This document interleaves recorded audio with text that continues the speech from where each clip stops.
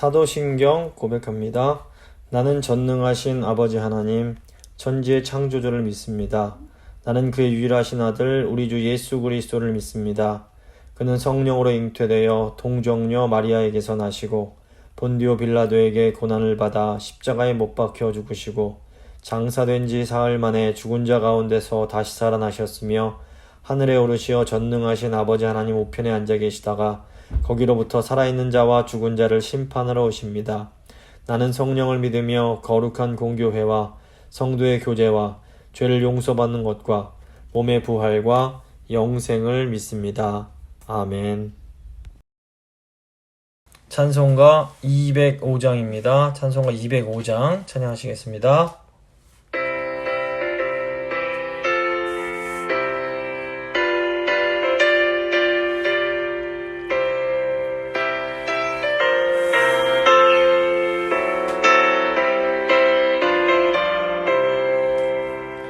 주 예수 크신 사랑 늘 머리 두시오. 오늘 듣던 말씀 또 들려주시오.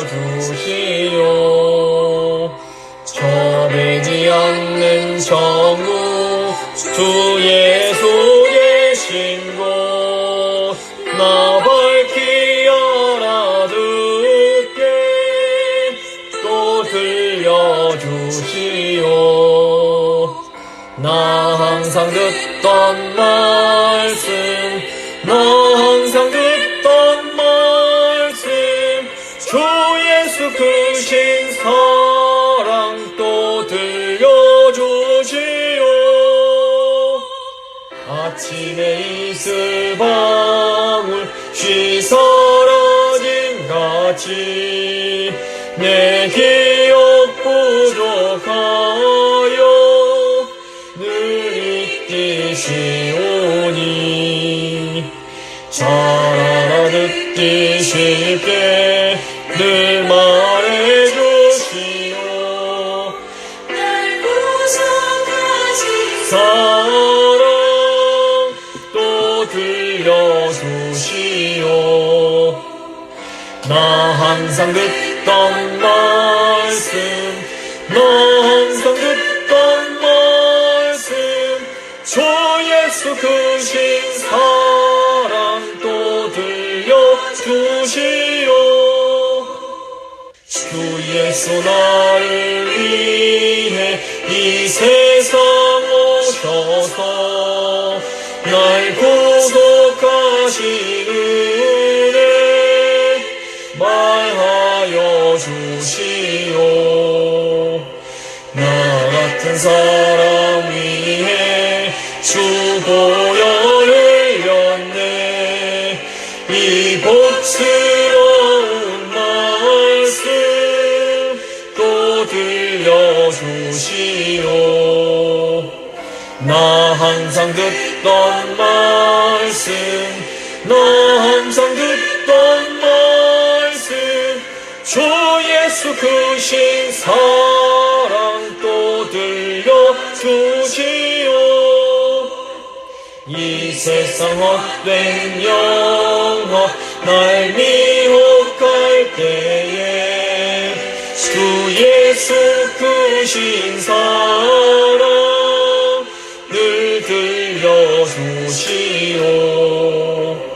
전국의 빛난 영광 내 눈에 비칠 때 주 예수 크신 사랑 또 들려주시오. 나 항상 듣던 말씀 나 항상 듣던 말씀 주 예수 크신 사랑 또 들려주시오.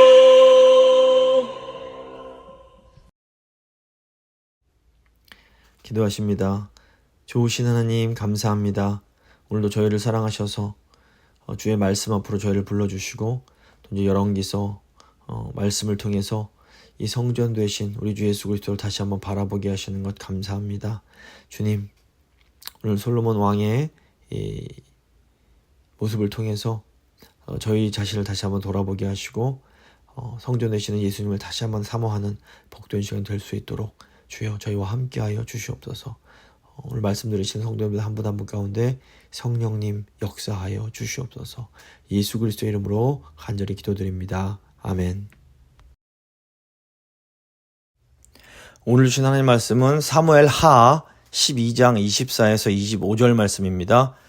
주보에 제가 사무엘 상으로 적어놨는데 사무엘 하서입니다. 사무엘 하 12장 24에서 25절 말씀 제가 봉독해 드리도록 하겠습니다. 다윗이 그의 아내 밧세바를 위로하고 그에게 들어가 그와 동침하였더니 그가 아들을 낳음에 그의 이름을 솔로몬이라 하니라. 여호와께서 그를 사랑하사 선지자 나단을 보내 그의 이름을 여디디아라 하시니 이는 여호와께서 사랑하셨기 때문이더라. 아멘. 오늘은 열왕기상 1장부터 11장 말씀 함께 공부해 보도록 하겠습니다. 저희가 이제 지난주까지 사무엘서를 공부했습니다. 이 사무엘상하서는 이스라엘 왕권의 형성 단계로서 이제 사사시대를 마감하고 왕정이 세워지는 과정, 특별히 다윗 왕조가 시작되는 그 역사를 보여줍니다. 근데 이제 사무엘서에 이어지는 열왕기서는 다윗 왕 이후에 이스라엘 왕정의 역사가 어떻게 전개되는지를 보여줍니다. 단순히 어떤 여러 왕들의 치적에 대한 그 역사 기록물이 아니라 이 열왕기서는 신학적인 선포를 하고 있습니다. 이 열왕기서는 다윗 왕을 계승한 솔로몬 왕 시대에 있었던 엄청난 부흥의 역사로부터 시작이 됩니다. 그러다가 이제 남북이 분열이 되고 북이스라엘이 먼저 멸망하고 이어서 남유다 왕국이 멸망해서 이 이스라엘 백성들이 바벨론 포로로 끌려가는 것으로 이제 끝이 나게 됩니다. 물론 이제 그 이후에 포로 귀환이 이제 있게 되는데 열왕기서를 보면 이 포로 귀환을 언급하지 않는 걸 보면 열왕기서는 아마도 이 포로로 끌려갔던 시대에 이렇게 그 기록된 것이 아닐까 이렇게 생각이 되고 있습니다. 이 포로로 끌려갔을 때 이스라엘 백성들은 굉장히 큰 좌절감과 허무감에 사로잡혔습니다. 어쩌면 여호와 하나님의 그 전능하심에 대해서 굉장히 의심이 들었을 수도 있습니다. 어떻게 하나님 백성들이 이렇게 멸망할 수 있는가 이런 생각이 들었던 겁니다. 이런 하나님 백성들을 향해서 이 열왕기서의 이 저자는 왜 하나님의 나라인 이스라엘이 멸망을 하게 되었는지 그 이유를 설명해 줍니다. 하나님 백성들이 멸망하게 된 것은 한마디로 하나님의 법도를 지키지 않았기 때문입니다. 그래서 열왕기서를 보면 처음 부분부터 하나님의 율례와 법도를 지켜야 된다라는 것을 여러 차례 강조를 합니다. 분열 이후에 이 나라가 타락해 갈 때 하나님은 엘리야와 엘리사를 비롯해 여러 선지자를 보내셔서 그 하나님 백성으로 하여금 하나님께 돌아오도록 권고하십니다. 그리고 그들이 돌이키지 않으면 무서운 심판이 따를 것도 아주 무섭게 경고하십니다. 하지만 이스라엘 백성들은 돌이키지 않았고 하나님 명령을 지키지 않으므로 결국 북이스라엘이 이제 그 기원전 722년에 아수르에게 멸망을 하고 몇십 년 지난 후에 이 남유다도 기원전 586년에 바벨론에게 완전히 멸망을 하게 됩니다. 이 멸망의 역사 가운데서도 근데 이 열왕기서를 보면 하나의 소망이 제시되고 있습니다. 그것은 비록 인간 왕들은 실패했지만 하나님은 다윗과 맺으신 언약을 신실하게 지키시고 하나님의 나라를 회복시킬 계획을 가지고 계신다라는 겁니다. 하나님은 솔로몬을 징계하실 때에도 다윗을 위해서 그 나라를 완전히 뺏지 않으시고 유다를 남겨두십니다. 그리고 다윗의 자손을 징계는 하시지만 그 징계가 영원하진 않을 것이다 라고도 말씀을 하십니다. 그래서 이 북이스라엘 왕조를 보면 여러 차례 이제 왕조가 바뀌지만 유다의 다윗 왕조는 끊이지 않고 계속해서 이어집니다. 또 열왕기의 마지막 부분을 보면 이 여호야긴 왕이 이제 그 바벨론에 끌려갔지만 그곳에서 석방이 되고 바벨론 궁정에서 높임받는 것을 언급이 되고 있습니다. 이것은 다윗 왕조의 후손이 남아있다는 것을 보여주면서 소망을 주는 것입니다. 이처럼 이 열왕기서는 죄의 질책과 심판에 대한 경고 그리고 다윗 왕조에 대한 메시아적 소망을 다루기 때문에 이 선지자적 관점에서 쓰여진 책이라고 볼 수 있습니다. 이 열왕기 상 이제 오늘 나눠드린 교재의 그 구조를 보시면 그 열왕기 상은 이스라엘 왕국 그 전반부의 역사로서 다윗 왕을 계승한 솔로몬의 등극과 솔로몬의 통치에서 시작이 됩니다. 그리고 이제 이어지는 그 12장부터는 남북 왕국이 분열되는 내용, 그리고 그 북이스라엘의 왕 중에서 가장 타락한 아합이 죽기까지의 역사가 이제 열왕기 상 부분에 기록이 되어 있습니다. 이 솔로몬 왕은 하나님께 받은 지혜로 이스라엘을 잘 통치했고 또 성전 건축이라는 아주 귀한 업적도 이룹니다. 하지만 솔로몬은 결국 우상을 섬김으로 하나님을 배신해서 심판을 받아 이 남북 왕국의 분열을 초래하게 됩니다. 그리고 이제 그 이후의 역사는 이제 이 열왕기서의 남북 왕들의 역사가 이렇게 교차적으로 설명이 됩니다. 그래서 1장에서 8장 보시면 솔로몬 왕에 대한 내용이 쭉 나오고 9장부터 11장은 솔로몬 왕이 변심을 하는 그런 내용이 나옵니다. 그리고 12장부터 16장은 그 솔로몬 왕의 아들이 르호보암부터 분열 직후의 이야기가 나오고, 그 다음에 17장부터는 그 아합 왕 시대에 엘리야가 사역했던 내용들이 쭉 나오게 됩니다. 그래서 오늘은 그 솔로몬 왕의 사역과 이 변심의 내용까지 한번 솔로몬 왕의 내용을 살펴보도록 하겠습니다. 먼저 1장부터 8장 보시면 이스라엘의 영원한 왕권의 시조로 세움받은 다윗의 후계자 솔로몬이 이제 왕으로 세워지게 됩니다. 왕이 된 솔로몬은 하나님께서 주신 지혜로 백성들을 잘 다스렸을 뿐 아니라 다윗 왕 때부터 오랫동안 그 수건 사업이던 하나님의 성전을 완공하게 됩니다. 먼저 1장과 2장은 왕위 계승에 대한 내용입니다. 하나님께서 아브라함에게 땅과 자손의 복을 약속하신 후에 누가 그 약속을 이어받을지, 이게 되게 중요해집니다. 마찬가지로 다윗에게 약속하신 영원한 왕권의 언약을 누가 이어받을 것인지가 이제 굉장히 중요한 문제였던 겁니다. 이제 1장 보시면 왕위 쟁탈전이 나옵니다. 성경은 솔로몬이 합법적인 다윗의 후계자임을 말합니다.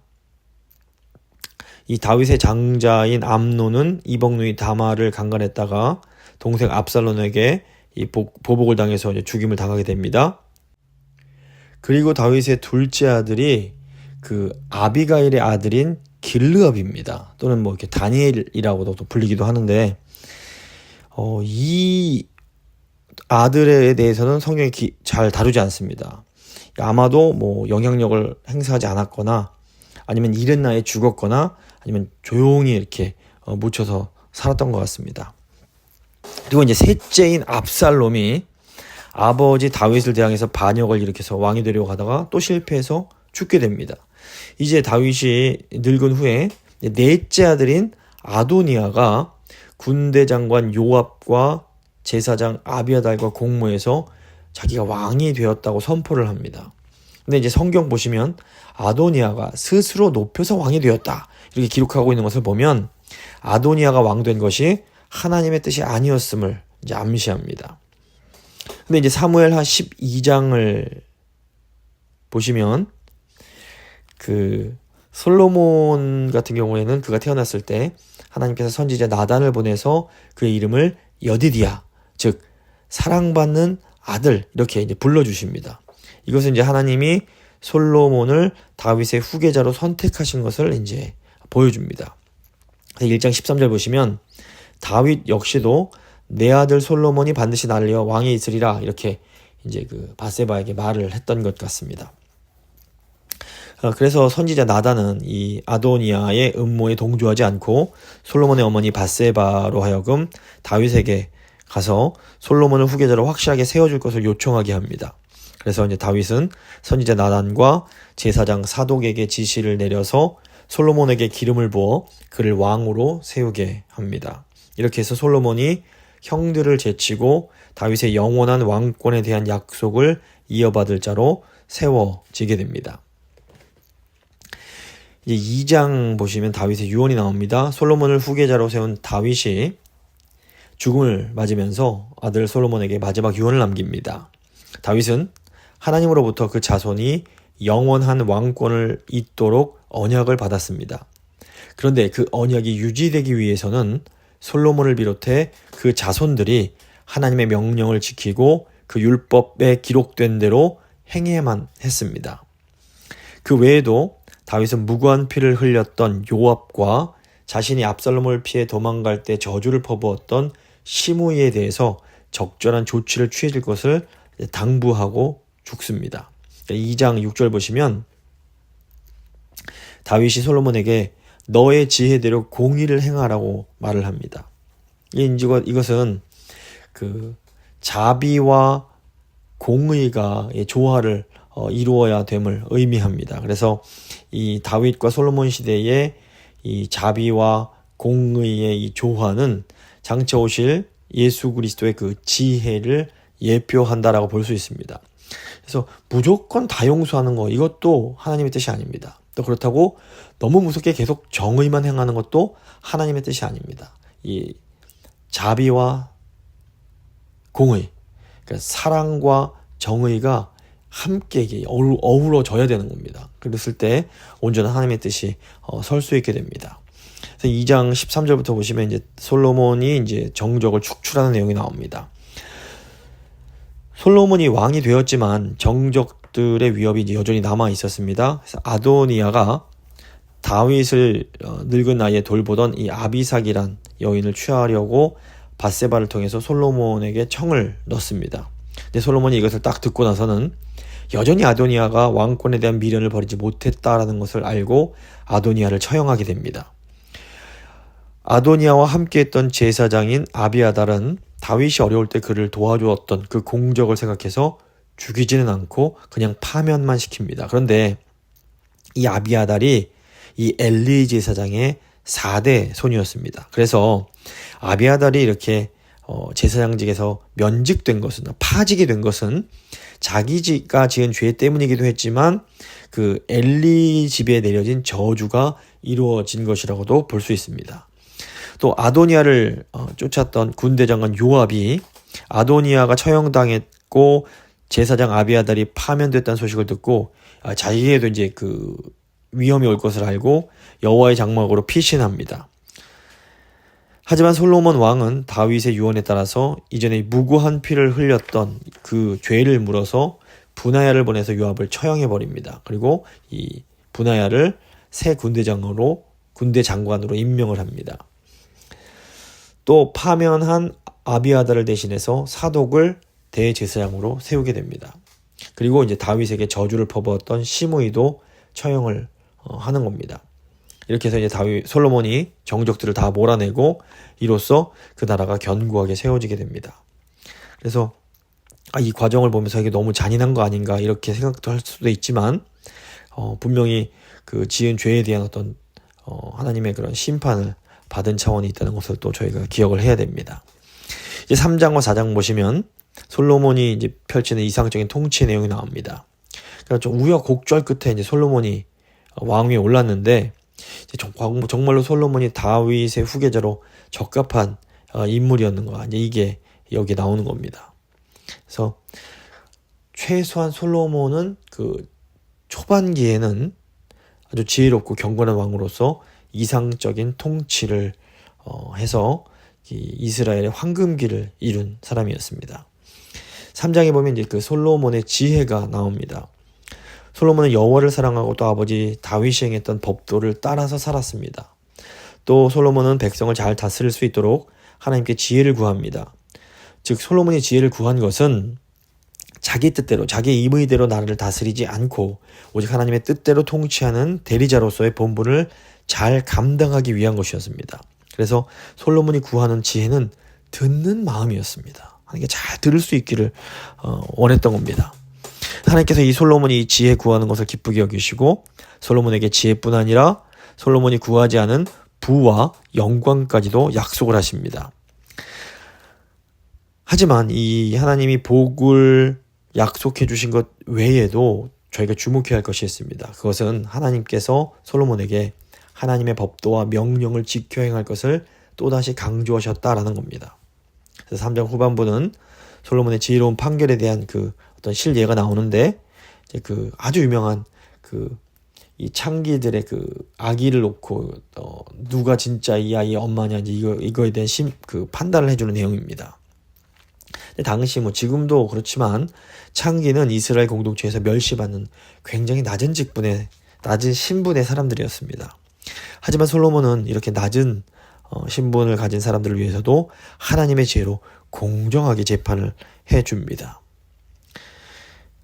그래서 이 솔로몬의 초창기를 보면 하나님의 지혜를 굉장히 바르게 잘 사용을 합니다. 그래서 하나님이 어떤 권위를 주어서 세우신 사람이 하나님께서 주신 권위를 그 지혜를 잘 사용하면 그곳에는 그 정의가 이루어지고 평화가 임하게 되는 겁니다.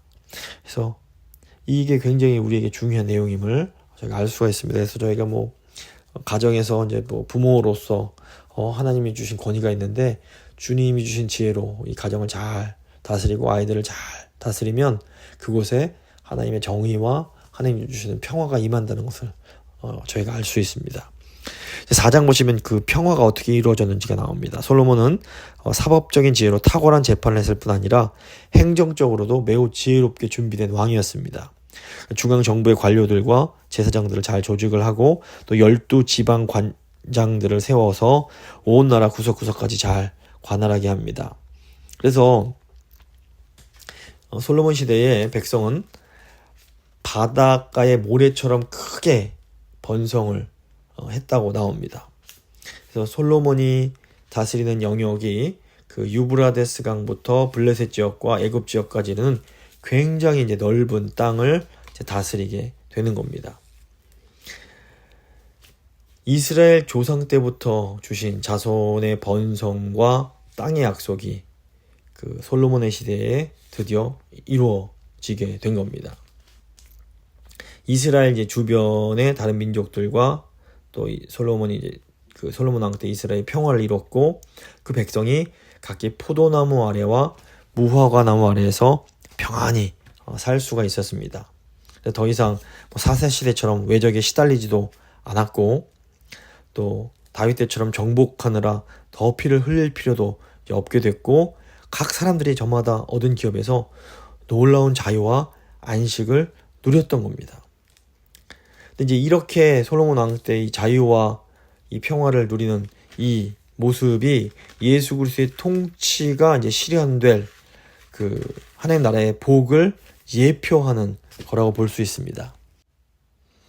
지금도 예수 그리스도의 통치가 온전히 이루어지면 이런 자유와 안식이 주어지게 됩니다. 그래서 사도 바울이 하나님의 나라는 의와 평안과 희락 이렇게 말을 했는데 그러니까 지금도 우리가 하나님 뜻에 따라서 예수 그리스도의 그 통치를 온전히 이루면 이런 놀라운 이 평안을 이 땅 가운데 누릴 수가 있는 겁니다. 이제 5장에서 8장은 솔로몬이 성전을 건축하는 내용입니다. 솔로몬 시대 이스라엘의 완전한 평화와 안식이 이루어졌다라는 것은 이제 그 땅에 하나님의 성전을 지을 때가 되었음을 의미합니다. 그래서 이제 솔로몬이 하나님이 다윗에게 약속하신 대로 다윗의 후계자로서 하나님의 집인 성전을 건축하게 됩니다.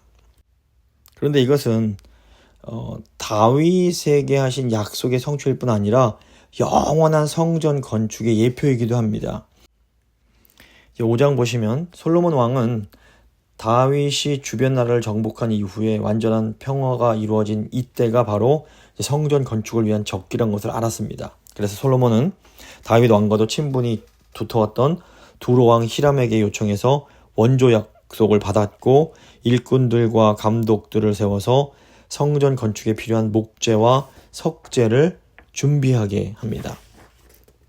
근데 보시면 이 히람이 이방인이었는데 두로 왕 히람이 이방인이었는데 이런 이방인이 성전 건축에 기꺼이 참여하는 것을 보게 됩니다. 이것은 교회가 성전으로 세워지는 일에 장차 이방인이 이제 참여하게 될 것에 대한 놀라운 예표라고 볼 수 있습니다. 그래서 에베소서 2장 19절에서 22절 보시면 그 사도 바울이 그 에베소 교회 성도들 즉 이방 출신의 교인들에게 너희가 성전으로 지어가고 있다 이런 놀라운 말을 하게 됩니다. 6장부터 7장은 성전 건축 과정을 비교적 자세하게 설명을 하고 있습니다. 근데 이제 6장 1절 보시면 이 성전이 건축된 이 때가 출애굽한 지 480년이 지난 때라고 말합니다. 근데 480년은 40년 곱하기 12세대라고 볼 수 있습니다. 그래서 숫자 자체에도 굉장히 중요한 의미가 있습니다. 그래서 480년 만에 그 중앙 성소가 지어지기 시작하므로 어떻게 보면 구속사의 새로운 시대가 열렸다라고 볼 수 있습니다. 지금까지 하나님의 임재는 이동식 성막에서 이루어졌습니다. 하지만 이제 하나님의 영원한 처소가 한 도시, 한 장소에 정착이 된 겁니다. 이것은 이제 하나님의 나라가 약속의 땅에 안정적으로 이루어졌음을 의미합니다. 그래서 보시면 6장 1절부터 10절은 건물 축조하는 내용이 나오고 6장 11절부터 13절에서 다시 한번 순종을 권고합니다. 그리고 내벽, 마루, 내소를 짓는 내용 나오고 그 다음에 내소 안에 있는 두 그룹에 대한 내용, 외소벽, 내소문, 외소문에 대한 내용이 나오고 6장 37절부터 38절에 다시 한번 요약을 하고 있습니다. 그리고 이제 그 이후에 그 7장부터는 솔로몬 왕궁을 짓는 내용이 잠깐 나왔다가 또 이 기둥, 바다, 물두멍 이 내용이 7장 13절에서 39절에 나옵니다. 이 부분을 왜 이렇게 길게 다룰까요? 이 바다 물두멍은 그 성막에 있던 그 물두멍이 이제 이어지는 거라고 볼 수 있습니다. 근데 물두멍이 상징하는 게 뭐냐면 예수 그리스도의 용서하심입니다. 그래서 그 7장 그 13절부터 39절 보시면 물두멍을 바친 놋받침이 개수가 많아집니다. 이게 뭐냐면 그 물두멍이 많아지는 것을 의미하는데 하나님께서 공급하시는 그 이 물, 이것이 이제 양이 많아지면 그만큼 하나님의 은혜가 커지는 겁니다. 이게 에스겔서 47장 보시면 이제 이 성전에서 물이 흘러나와서 점점 그 양이 많아지는 내용이 나옵니다. 그리고 요한복음 4장 10절 보시면 예수께서 사마리아 여인에게 내 속에서 이제는 생수의 강이 흘러 터져 나올 것이다 말씀하시고 또 요한계시록 22장에서 보면 이 생수의 강이 나옵니다. 이게 다 이 하나님께서 주시는 이 생명의 물, 우리 용서하시고 우리 생명을 살리는 이것이 계속해서 이렇게 연결이 되고 확장되는 것을 이제 보여주는 겁니다. 기본적으로 이 성전이 성막에서 성전으로 바뀐다는 것은 규모가 커지는 것인데 이것은 자기 백성과 함께 하시겠다는 하나님의 뜻이 확장되는 것을 의미하기도 합니다. 그래서 하나님의 뜻은 이 예루살렘 성전에서 이제 더 나아가서 에스겔 40장에 나오는 새 성전으로 확장되고 나중에 에베소서에 가면 그 신약 교회로 또 확장이 되고 나중에 그 요한계시록 21장에 나오는 새 예루살렘으로 계속해서 확장되고 발전해 간다라고 볼 수 있습니다. 그래서 하나님 백성을 향한 하나님의 나라를 향한 하나님의 뜻이 그냥 똑같이 머물러 있는 것이 아니라 그 하나님의 뜻은 동일하지만 그 뜻이 이루어지는 그것이 점점 더 커져가고 있음을 우리가 알아야 됩니다. 또 이제 8장 보시면 성전이 이제 완성이 된 후에 솔로몬이 제사장과 레위인들로 하여금 하나님의 언약궤를 다윗의 장막으로부터 메어와서 성전의 지성소로 이제 들어오게 합니다. 이때 이제 그 8장 11절을 보면 여호와의 영광이 그 성전에 가득해집니다. 출애굽기 40장에서 성막을 완성했을 때도 여호와의 영광이 그 성막에 가득했었는데 연결되는 겁니다. 그러니까 이 하나님의 영광의 충만함은 그 예수 그리스도 안에서 그리고 교회 안에서 나타날 성령 충만함을 또한 예표하는 것이기도 합니다. 그 이후에 이제 그 성막 영광이 충만한 후에 솔로몬이 하나님 앞에 무릎 꿇고 기도하면서 다윗 왕조가 영원히 지속되게 해주실 것과 또 백성이 성전을 향해 기도할 때에 응답해 주시기를 간구를 합니다. 8장 30절 보시면 솔로몬이 이런 기도를 합니다. 주의 종과 주의 백성이 이스라엘이 이곳 즉 성전을 향하여 기도할 때에 주는 그 간구함을 들으시되 주께서 계신 곳 하늘에서 들으시고 들으시사 사하여 주옵소서 이렇게 나오는데 이곳 성전은 반지 신약시대 예수 그리스도를 예표하는 것이고 그 성전의 역할이 뭐냐? 예수 그리스도의 역할을 하는 겁니다. 기도를 들어주시는 겁니다. 그래서 저희가 기도할 때 예수님의 이름으로 기도합니다 하는 이유가 그 구약시대 성전을 향해서 성전을 바라보면서 기도하는 것과 같은 그런 의미가 있습니다. 이후에 이제 솔로몬이 7가지 구체적 상황들을 말하면서 백성들을 위해서 중보 기도를 합니다. 즉 신명기의 저주에서처럼 이 백성이 죄를 짓고 재난을 당하거나 적국의 땅에 끌려간 후에라도 백성이 회개하고 성전에 있는 쪽을 향해서 기도를 하면 용서하시고 회복해 달라고 기원을 하는 겁니다. 그리고 이제 이런 기도가 끝난 후에 솔로몬은 일어나서 백성을 향해서 축복하며 하나님의 계명과 법도를 지킬 것을 권고합니다. 그리고 마지막으로 이스라엘의 많은 무리와 함께 7일 동안 절기를 지키며 봉헌의 제사를 드림으로써 이 낙성식을 마치게 됩니다. 이때까지는 참 아름답고 그냥 어떻게 보면 이 하나님 나라의 다윗에게 하신 약속의 절정의 그 순간이 나옵니다. 그런데 이제 나중에 에스겔서 10장에 가면 이 성전에 임했던 여호와의 영광이 성전을 떠나는 내용이 나옵니다. 왜냐하면 이스라엘이 하나님 앞에 범죄했기 때문입니다. 그래서 9장부터 11장은 솔로몬이 이제 하나님으로부터 이제 범죄하는 내용이 나오게 됩니다. 솔로몬 시대에 어떻게 보면 이스라엘에 진짜 평화가 임하고 성전이 건축되면서 하나님 나라 역사의 정점을 찍게 됩니다. 그런데 솔로몬이 이 부귀영화 속에서 하나님을 떠나서 우상을 섬김으로 이스라엘의 남북분열이라는 큰 재앙의 씨를 뿌리게 되는 겁니다. 먼저 9장 보시면 하나님께서 응답하시고 동시에 경고하시는 내용이 나옵니다. 성전 건축 이후에 하나님이 솔로몬에게 나타나셔서 성전에 대한 그의 기도에 응답을 하십니다. 하나님은 성전을 거룩하게 하시고 하나님의 눈길과 하나님의 마음이 그 성전에 있을 거다 말씀하십니다. 하지만 성전 자체가 무조건적으로 이 이스라엘의 안전을 보장하는 건 아닙니다. 뭐 성전이 무슨 성막 때도 마찬가지지만 성막 자체가 힘이 있는 것이 아니고 성전 자체에 어떤 위대함이 있는 것이 아닙니다. 하나님이 그곳에 함께 하시기에 그것에 이제 그 능력이 있는 겁니다. 하나님은 다윗 왕조의 왕들이 다윗처럼 하나님께 순종하면 이 다윗 왕조를 지속하게 하실 것이고 그렇지 않고 그들이 변심해서 다른 신들을 섬기면 이 땅에서 끊어지고 솔로몬이 지은 성전이라 해도 무너뜨리실 것을 경고를 하시는 겁니다. 근데 결국에는 이제 이 경고대로 이스라엘이 죄를 지었을 때 성전이 황폐화가 되는데 이것은 예수 그리스도 안에서 우리가 순종하는 것, 하나님 말씀에 순종하는 것이 얼마나 중요한지를 보여주고 동시에 솔로몬이 지은 성전은 완전한 성전이 아니었고 더 완전하고 위대한 성전이 필요함을 또한 암시하는 것이기도 합니다. 9장 10절부터 보면 이제 솔로몬의 남은 치적들이 나옵니다.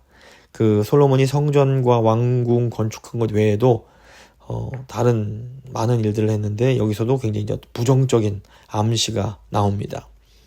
그래서 솔로몬의 건축을 위해서 이 여러 자재를 제공했던 두루왕 히람에게 솔로몬이 북쪽 갈릴 땅에 이 20개의 성읍을 주었는데 히람이 그곳을 보면서 만족하지 못합니다. 그래서 이름을 가불이라고 짓습니다. 무슨 뜻이냐면 아무짝에 쓸모없는 땅 이런 의미가 있습니다. 이때부터 다윗 왕 때부터 이어져 오던 이 두로 왕과의 친분의 금이 가기 시작합니다. 성전과 왕궁 이외에 여러 곳에 건축을 하면서 솔로몬이 가나안 땅에 남아있는 이방 역군들을 계속해서 이제 일을 시켰던 겁니다. 그러니까 현실적인 이유로 이방 족속을 쫓아내거나 멸망시키지 않고 타협한 것을 볼 수 있습니다. 10장 보시면 솔로몬의 영화가 나오는데 이 영화가 그냥 평범한 영화가 아니라 위험한 영화입니다. 그러니까 그 10장 앞부분에 보면 그 아라비아 반도 그 남서쪽 끝에 있는 지금의 예멘에 있는 이 스바라는 나라에서 여왕이 찾아옵니다. 이게 먼 곳에서 그 여왕이 솔로몬을 예방할 정도로 솔로몬의 명성과 영광이 대단했던 겁니다. 스바 여왕 이외에도 많은 사람이 그 명성을 듣고 예물을 가지고 솔로몬을 찾아왔고 또 많은 물품이 이스라엘에 들어와서 이 온 나라가 부강해지게 됩니다. 이것은 결국 모든 나라가 예수 그리스도께로 나아오게 될 것을 예표하는 거라고 볼 수 있습니다. 10장 14절부터는 솔로몬의 부귀영화입니다. 솔로몬이 이제 아라비아를 통해서 육로 무역을 하고 또 두로왕 히람과 함께 해상 무역도 하면서 엄청난 금과 은을 모읍니다. 그리고 애굽에서 말을 많이 들여와서 병거와 마병을 많이 둡니다. 인간적인 눈으로 보면 솔로몬 시대에 이스라엘이 부강해지고 정말 국방을 튼튼히 했던 아주 위대한 그런 시대라고 볼 수 있습니다. 그런데 이렇게 은금을 많이 쌓아두고 병마를 애굽에서 가져와서 많이 두는 것은 신명기에서 이스라엘 왕에게는 금지하고 있는 겁니다. 그래서 신명기 17장 보시면 하나님께서 이스라엘 왕은 병마도, 그러니까 군사력을 의지하지 말고 은금, 경제력을 의지하지 말고 또 아내를 많이 두지 마라, 외교력을 의지하지 말고 오직 하나님만 의지하라고 나오고 있습니다. 이제 11장 보시면 드디어 이제 이 솔로몬이 결정적으로 배교하는 내용이 나옵니다. 그 솔로몬이 하나님과의 약속대로 이 지혜와 부귀, 어떻게 보면 명예까지 누렸지만 불행하게도 이 솔로몬의 신앙이 끝까지 가지 못합니다. 그가 많은 이방 여인을 사랑해서 아내와 후궁으로 취합니다. 이건 역시 신명기 17장에서 왕에게, 특별히 이스라엘 왕에게는 금지된 것이었습니다. 근데 이제 이게 단순히 솔로몬이 쾌락만을 좋아했다는 차원보다는 그 이방 여인들과 결혼한 것은 일종의 외교적 그런 거라도 포함된다고 볼 수 있습니다. 근데 이제 중요한 건 뭐냐면 솔로몬이 결국 이방 아내들 때문에 변심해서 하나님을 떠났다라는 겁니다. 물론 하나님은 다윗 왕을 생각하셔서 그 솔로몬을 바로 버리진 않으시고 다음 세대로 처벌을 유예하십니다. 뿐만 아니라 다윗과 예루살렘을 위해서 한 지파를 그 아들을 위해서 남겨놓겠다. 즉 유다 지파를 그리고 남겨놓겠다. 유다와 베냐민 지파를 남겨놓겠다. 이렇게 이제 말씀을 해주시는 겁니다. 그래서 다윗과의 언약을 지키시는 하나님의 은혜 덕분에 다윗 왕조가 완전히 망하지 않았지만 솔로몬의 배교는 남북 분열을 가져온 직접적인 원인이 됩니다. 그리고 이런 위대한 왕 솔로몬의 실패는 결국 더 위대한 완전한 왕이신 예수 그리스도를 소망하게 만드는 겁니다. 이제 11장 14절부터는 솔로몬의 이제 대적들이 나오는 겁니다. 그 전까지 평화로웠는데 솔로몬이 죄를 지으니까 이제 대적들이 일어나는 겁니다. 하나님께서 이 솔로몬이 변심한 후에 대적들을 일으키셔서 솔로몬과 그의 나라를 괴롭게 만드십니다. 마치 사사시대의 암흑기로 다시 돌아가는 것과 같은 상황이 되는 겁니다. 동쪽에서는 에돔의 하닷이 일어나고 또 북쪽에서는 수리아 르손이 솔로몬을 대적하게 됩니다. 이렇게 외부의 대적들뿐 아니라 이 이스라엘 내부에서도 여로보암을 들어서 솔로몬의 대적이 되게 만드십니다. 결국 이제 이 여로보암이 북쪽 지파들을 이끌고 이제 북이스라엘을 이제 세우게 되는데, 이 여로보암은 에브라임 지파 사람으로서 요셉 족속을 감독했던 솔로몬의 신하였습니다. 그래서 하나님께서 이 여로보암에게 선지자를 보내시고 솔로몬으로부터 10지파를 떼서 너에게 주겠다 말씀을 하십니다. 그리고 여로보암에게도 네가 만약 다윗처럼 하나님의 계명과 법도를 순종하면 이스라엘을 그의 통치 아래에 있게 할 것을 약속해 주시고, 다만 그렇게 다윗 왕조를 괴롭히시지만 다윗 때문에 영원히 괴롭게 하지는 않으시겠다라는 약속도 하시게 되는 겁니다. 오늘 이제 말씀을 좀 결론을 지어보면, 하나님은 다윗과 하신 약속을 지키십니다. 그러니까 신실하신 하나님이십니다. 그래서 결국 이 다윗과 하신 약속대로 솔로몬이 성전을 짓게 하시고 그곳에 여호와의 이름을 두시고 하나님 백성들이 그곳에 기도할 때 그 기도를 들어주시겠다 이렇게 말씀하십니다. 그래서 하나님께서는 솔로몬 왕을 통해서 하나님 백성들이 하나님께 순종하기만 하면 계속해서 그 복과 은혜와 형통을 주시겠다 약속을 해주십니다. 하지만 솔로몬은 완전한 왕이 아니었습니다. 그래서 하나님 백성들에게는 결국 더 온전한 왕이신 예수 그리스도가 필요했던 겁니다. 그래서 근데 이 온전하신 왕, 더 위대한 왕이신 예수 그리스도가 우리에게 오셨습니다. 그래서 우리는 언제라도 예수 그리스도를 통해서 하나님 아버지께 기도하며 그분께 나아갈 수 있습니다. 그리고 예수 그리스도 안에서 성령의 도우심으로 우리가 온전히 순종할 때 하나님께서 솔로몬 왕에게 약속하신 그 놀라운 그 복들을 우리가 지금 다 받을 수 있는 겁니다. 이 신약시대 백성들의 축복입니다. 이게 저희가 얼마나 큰 그 은혜며 특권인지를 기억하면서 하나님, 저희가 정말 이 위대한 약속을 받았는데 정말 성령 안에서 온전히 하나님 말씀에 순종함으로 하나님께서 약속하신 놀라운 복을 저희 생에 받아 누리며 살 수 있도록 주여 도와주시옵소서. 한번 간절한 마음으로 기도하도록 하겠습니다.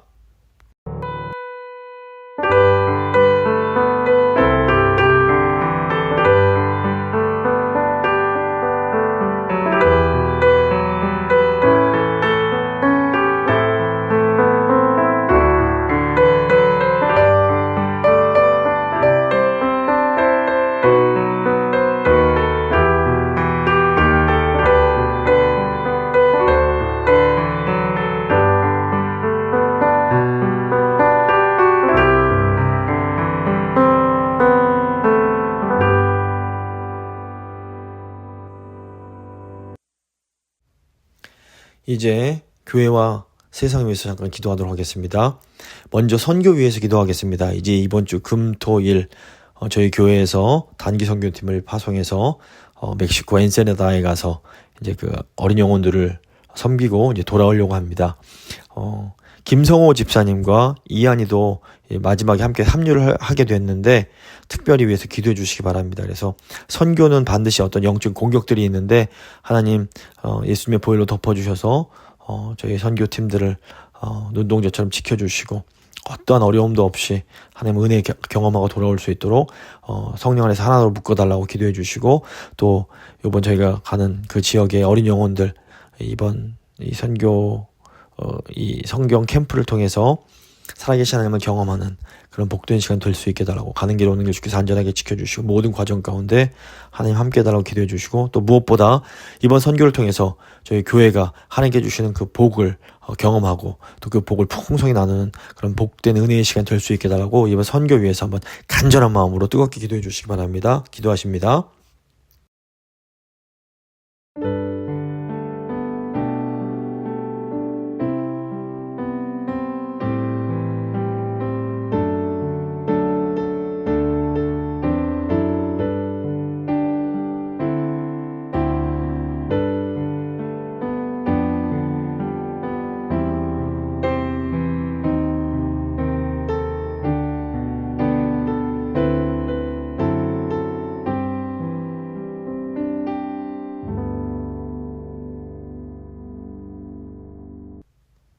두 번째로, 해외 방문 중인 우리 교우들과 특별히 육신이 연약한 우리 교우들 위해서 간절한 마음으로 기도해 주시기 바랍니다. 주집사님과 우리 아이잭 제이콥 위해서 기도해 주시고, 또 신예성 형제 위해서도 기도해 주시고, 또 우리 사모님 또 권사님들 이렇게 육신이 연약한 주의 백성들 하나님 은혜 가운데 치료해 달라고 회복시켜 달라고 하면 간절한 마음으로 뜨겁게 기도하도록 하겠습니다. 기도하십니다.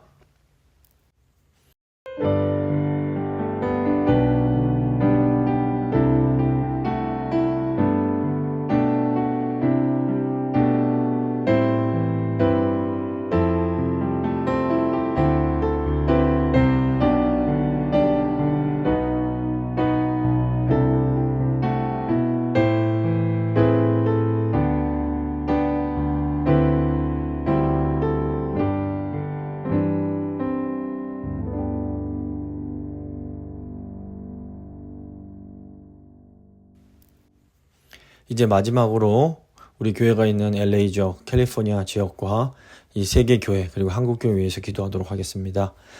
하나님께서 이 캘리포니아 가운데 영적 부흥을 일으켜 달라고 기도해 주시고, 특별히 이제 세계에 복음이 아직 전해지지 않은 지역들, 그리고 힘겹게 이 복음 사역 감당하고 있는 그런 지역들 하나님 기억하셔서 그 지역의 성도들과 사역자들 주께서 지켜주시고 함께 해달라고 기도해 주시고, 또 특별히 한국에 있는 재건교회 그리고 미주에 있는 재건교회들이 정말 시대적 사명 잘 감당할 수 있게 해달라고 한번 간절한 마음으로 기도하도록 하겠습니다. 기도하십니다.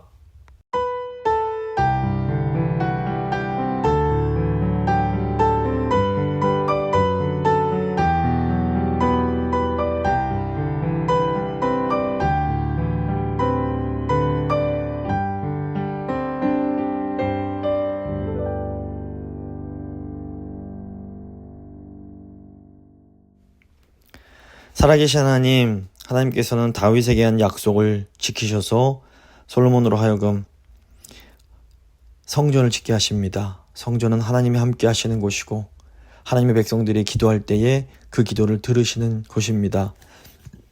이스라엘 백성들은 하나님께 순종하는 데 실패해서 사람들이 손으로 지은 성전은 무너졌지만 2000년 전에 참된 성전이신 예수님께서 우리에게 와주셨습니다. 저희가 예수님의 이름으로 기도하면 아버지께서 저희 기도 들으시고 저에게 응답해 주십니다.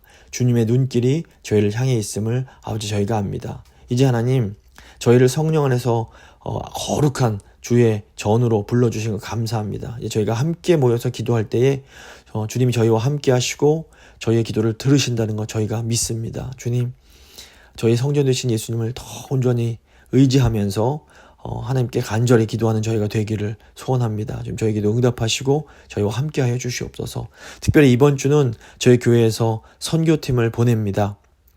주님, 선교가 저희 선교팀만 가는 것이 아니라 저희 모든 교회가 함께하는 것임을 저희가 기억합니다. 이번 선교를 통해서 살아계신 하나님을 경험하게 하시고 하나님의 복주심을 경험하게 하시고 이번 선교에 또 귀하게 헌금하고 헌신한 많은 주의 백성들이 있사오니 주님, 그분들 한 분 한 분 가운데 주님 함께해 주시고 복의 복을 더하여 주시며 무엇보다 이 선교가 얼마나 주님 기뻐하시는 일인지를 함께 경험하고 기뻐하고 감사하는 그런 복된 선교가 될 수 있도록 주여 함께하여 주시옵소서. 저희 교회 육신이 연약한 주의 백성들이 있습니다. 주님 치유하시고 회복시켜 주시옵시며 또 지금 해외에 나가 있는 주의 백성들이 있사오니 안전하게 지켜주시고 잘 무사히 돌아올 수 있도록 주여 함께하여 주시옵소서. 또한 저희 교회가 있는 이 LA 지역, 캘리포니아 지역 주님 영적으로 많이 어둡습니다. 주님 그렇기에 아버지 교회들이 더 힘을 내야겠습니다. 주님 교회를 사용하사 이 지역 가운데 부흥을 일으켜 주시고 또 세계 곳곳에서 복음 전하는 주의 백성들이 있사오니 주님 힘과 능력 더하시고 필요한 모든 것들을 공급하여 주시며 특별히 한국과 미국에 있는 재건교회 이 주께서 주신 마지막 그 시대적 사명 잘 감당할 수 있도록 아버지 주님 거룩한 사명 잘 감당할 수 있도록 재건교회에 힘을 더하사 주님 주께서 주신 사명 잘 감당하는 저희 교회들 될 수 있도록 주님 함께하여 주시옵소서. 지금 저희는 너무나 연약하고 부족하오나 정말 주님께서 저희를 사용하고자 하시면 또 주께서 저희를 사용하실 줄 저희가 믿습니다. 지금 저희와 함께하시고 저희가 주님의 손에 붙들려서 주님의 그 귀한 영광스러운 일들 잘 감당할 수 있도록 주여 함께하여 주시옵소서. 주님만 의지하며 귀하신 우리 구주 예수 그리스도의 이름으로 간절히 기도드립니다. 아멘. 찬송가 315장입니다. 찬송가 315장 찬양하시겠습니다.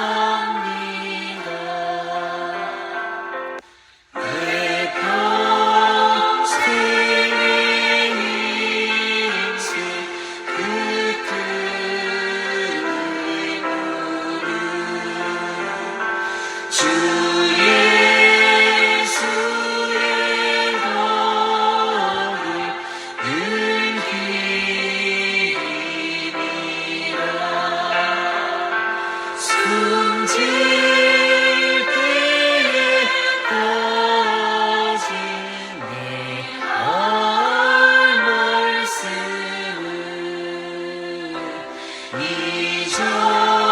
이전보다 더 사랑합니다. 그 영광의 나라 아들 더 가서 그 풍성한 은혜 늘 감사하리. 금연루만 쓰고만 찬송할만 이전보다 더욱 사랑합니다.